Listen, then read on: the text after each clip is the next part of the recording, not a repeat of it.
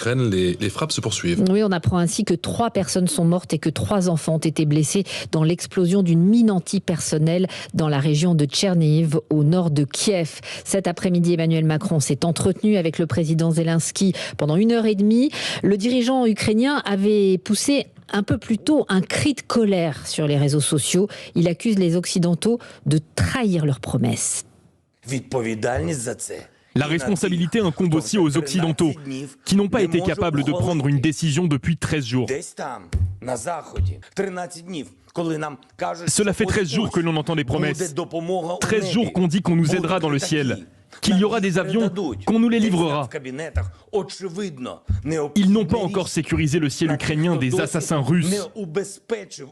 Ils n'ont pas sauvé nos villes des frappes aériennes, alors qu'ils le peuvent.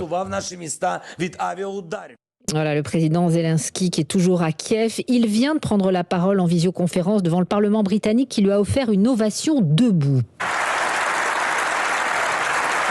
Et le président Zelensky l'a promis, nous nous battrons jusqu'au bout.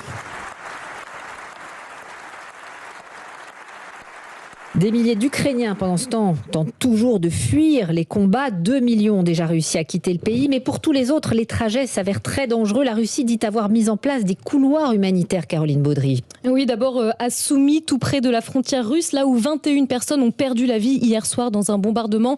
Les autorités ukrainiennes confirment que 2 convois de bus chargés de civils ont quitté la ville aujourd'hui vers le sud. Mais à Mariupol, au sud-est du pays, environ 300 000 civils sont coincés, selon Kiev, qui accuse les Russes de ne pas respecter le couloir humanitaire, de lancer des attaques en cette direction. Moscou promet des évacuations également à Kiev et à Kharkiv, la 2e ville du pays. Selon les informations de notre envoyé spécial, les cessez-le-feu sont relativement respectés. Aujourd'hui, dans la capitale, seulement quelques échanges de tirs. Des réfugiés ont donc pu quitter la ville. Mais ces voies d'évacuation dont parle le Kremlin sont invérifiables sur le terrain et passent par la Russie et le Bélarus, option inacceptable pour les Ukrainiens. Ils dénoncent le déploiement des troupes russes sur le terrain et l'intensification des bombardements au 13e jour de l'offensive.